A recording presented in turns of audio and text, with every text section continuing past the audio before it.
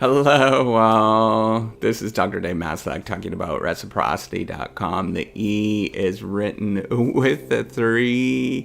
So I'm a professor of innovation and strategy and entrepreneurship, and I thought it'd be really interesting to add some reasons why I'm actually not a fan of the MVP, the minimum viable product. This is the Eric Rice's ideas about the minimal viable product. So I actually have another video where I actually talk about where I am a fan. You can look in the show notes about the minimal viable product, but there's lots of different reasons why it's not necessarily doesn't fit for a lot of different people and doesn't fit for a lot of different projects.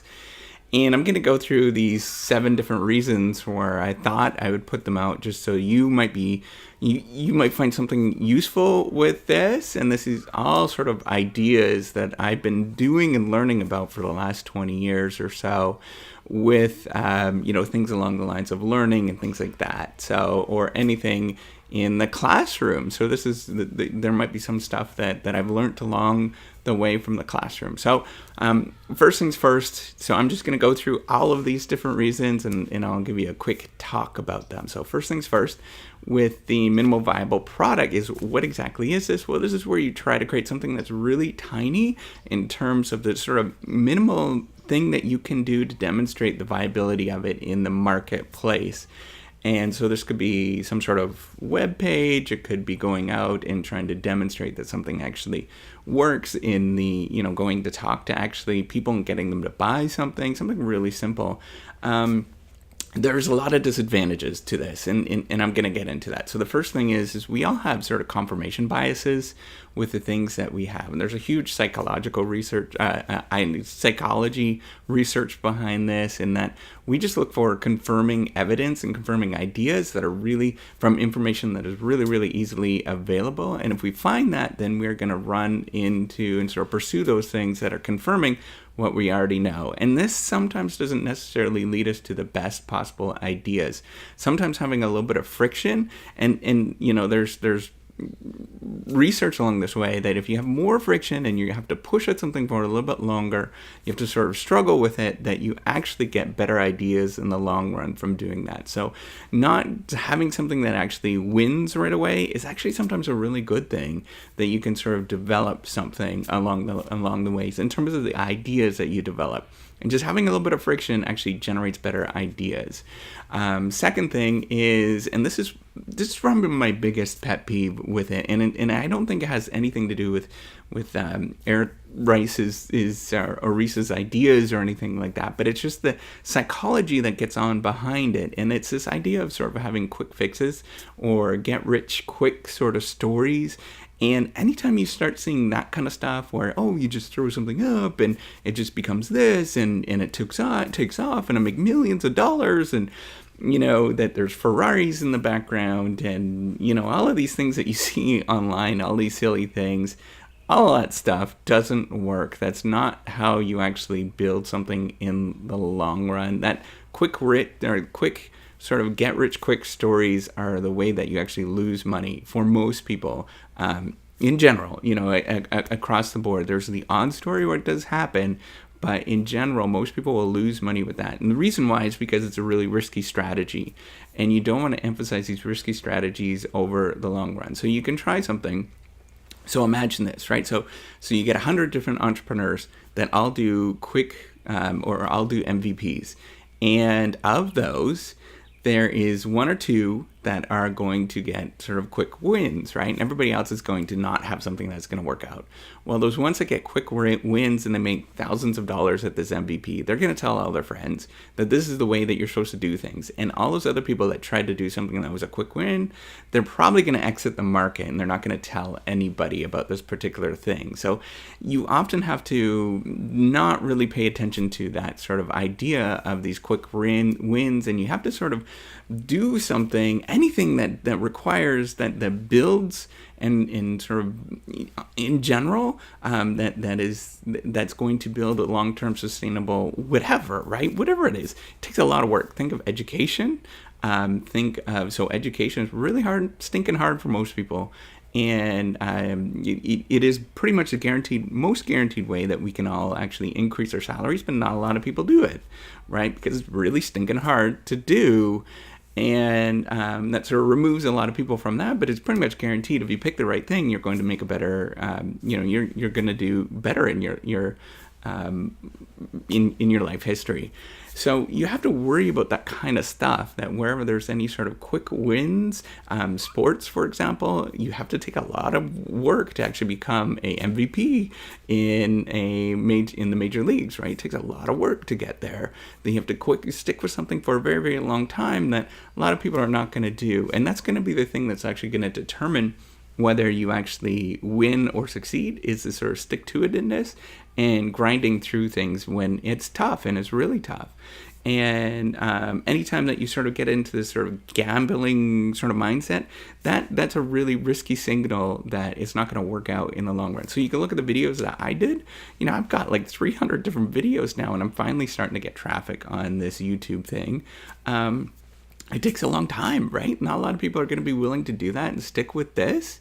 So any of the ones that were sort of having the mindset that something is an MVP, then they're not going to stick it out and do all this kind of stuff, right? It just takes a lot of time, and there's reasons for this. In for the YouTube thing, it's just the search engines sort of penalize things for a long time, and because you have to build a reputation or some sort of you just have to build enough links that people are trusting you and that they can see all this kind of stuff. There's lots of things behind the scenes, and you're not going to get that unless you actually sit down and build something like that, something that is substantial, right? So you want to remove all of that sort of quick win stuff and get that out of your mindset, and get all that sort of get rich quick stuff out of your mindset. It's not going to pan. It's not going to pan out for most people.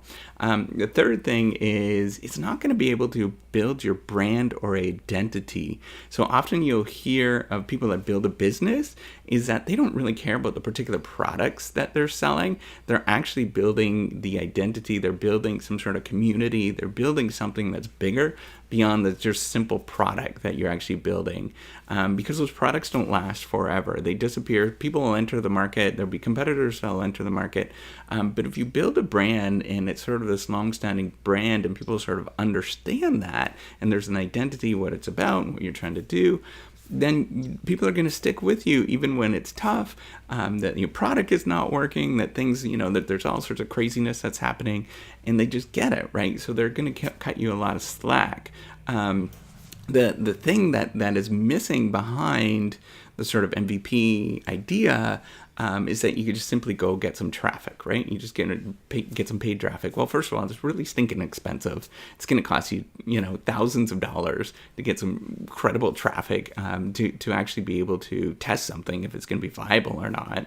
And the second thing is that it neglects this sort of thing of what this traffic is, that these are people, that they are people that are sort of connecting on things. They need to sort of trust what you're doing before anything really, is part of it, like that anything sort of takes off.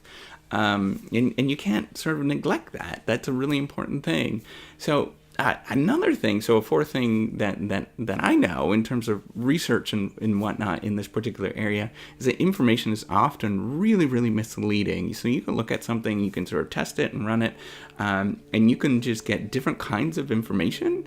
And just by emphasizing different parts and different kinds of information, you can get different stories very, very easily. So this is the problem with statistics and using statistics, is that you can often sort of massage the thing that you're looking at, the story you're looking at, by just getting different kinds of information. So for example, you might get click-through rates. That's going to give you a different story than, purchasing. It's going to give you a different story than maybe people putting comments down. All of that stuff is really different. You're not going to be able to make sense of it very well in the long run. Even if you get people purchasing things, well, are they purchasing it for one reason or are they purchasing it for another? And you have to sort of figure that out. And that takes a lot of work, right? So you often have to spend a tremendous amount of work to figure out what actually you're looking at, to actually get some sort of performance metric. I mean, science, this is all part of science. and how we understand science is really stinking tough to sort of figure this stuff out, and it takes people years to figure this stuff out before it actually takes off in the science domain. So you'd expect it to be the same if you're applying this to sort of web pages and stuff like that. The fifth thing that it kind of doesn't do very well, and it neglects that there's competition out there. And as a strategy scholar, that's the one thing that we really focus on and we think about is, what are the rivals doing? What are other people doing? And as soon as you are sort of doing something profitable and people are picking up on it, and there's not sort of this identity or audience that you're trying to build, then people are going to enter the market, and it's going to be really, really tough to compete against them just on sheer, advertising versus competing with somebody else that, you're building a identity, or people really enjoy what you're doing, and that there's something that is more deeper and a richer relationship there. That's really hard to compete against. But the thing that's really easy to compete against is just traffic and directing traffic on paid sources to one place or another. A sixth thing that we often forget, and this is something that I've been researching for a long time, is that novel ideas actually just, they don't pick up in the short run. There is lots to do and lots to explain in the short run because people just don't get it. And so, I love the idea behind not using work groups or, going and talking to people, getting case studies, because people are going to tell you the wrong thing. So you use sort of experimentation in the background to sort of figure out what works. But with novel ideas, it's going to take a lot of time for you to work through something. If it's sufficiently novel enough, it's going to take a long time to figure out what's actually going to work. Because you're trying to convince somebody else what this thing is. And that's really hard to get that language across of what this particular thing is that people are not going to be able to understand, right? So if you ask, Henry Ford has his famous quote, if he would ask people what they wanted at the time when he was making the Model T Ford, he said that they would have just said a faster horse. So if you have something that is not a horse and you're creating something that's not a horse, then it maybe doesn't make sense, right? So if you're making maybe t-shirts and stuff, then it makes sense to do this MVP sort of thing, and to do the sort of quick win stuff. But in general, if you're building something, it's going to be a lot harder. The sixth thing, wait a minute. The seventh thing is that it just doesn't work for all industries. Sometimes you need a substantial investment before something takes off in a particular industry. So the insurance industry, you need millions of dollars to get a large enough pool of money together to sort of sustain when all the payouts that you have versus all the money that's coming in. So it doesn't really make sense to create something as small there. Or if you're creating a very large sort of industrial complex thing, I don't know what it is. You're going to need a lot of assets, right? You're going to need to get a fairly substantially sized business to get this thing growing. Now, I'm not saying you can't apply some of the methodology of the MVP of doing things small and building things up and learning as you go and getting user experience. I mean, that stuff's great, and that really does help out in the long run, and sort of emphasizing sort of learning, for example, in capital rationing, that really does work in the long run. But you have to acknowledge that it's going to be bigger than you think it is in some industries. It's going to be really difficult to do. So my point is with an MVP or a minimal viable product is not that the methodology is flawed in any sort of way, but it sort of downplays, and I think what it downplays is the fact that building an MVP itself is very, very resource intensive. It's very difficult to do to get to the point where it actually does work. So it's not the fact that the MVP is sort of imperfect and you can't do that sort of methodology, but you have to get in your mind that to build an MVP that is successful, you're still going to take a crazy amounts of work to put into that thing and build that particular thing that's going to take, continue to grow and develop over the long run. So that's a really important lesson to think about. It's not that there's any quick wins. The methodology works, but it's going to take a lot of work, time and effort, and you're going to really have to push with things for a long time before it actually works. And you just got to keep sticking with things and working through things and realize it's a really substantial investment for you to actually pursue something in the long run. Even if you're doing the MVP kind of route, Because I do see a lot of students that are like, oh, I'm just going to go do this and do that. And, they fizzle out within a month or two because they totally underestimate how hard these things are. And they don't realize that this is like a 5, 10, 15, 20-year commitment. Not necessarily this is, oh, you're going to get rich overnight sort of thing. And that's the one thing that you have to realize and sort of avoid, that these things just take a long time. Even if you're doing the MVP kind of methodology or lean startup methodology, it's going to be a lot of work. You're going to have to grind it out. It's going to be lots of nights and weekends and things like that. And just know it's going to take a ton of work. And but you can do it, right? Just start taking one step ahead, one little bit at a time, and just take that 4 years at a time, that little bit at a time, and it'll build and it'll grow. And that's all you have to do in the long run. So again, if you like this video, give me a thumbs up, subscribe if you really want to as well. Check out the other videos. Check out the one about the MVP, how I was talking about how good it is and stuff like that. You might find it interesting. So that's it. Have a good day and take care. Bye.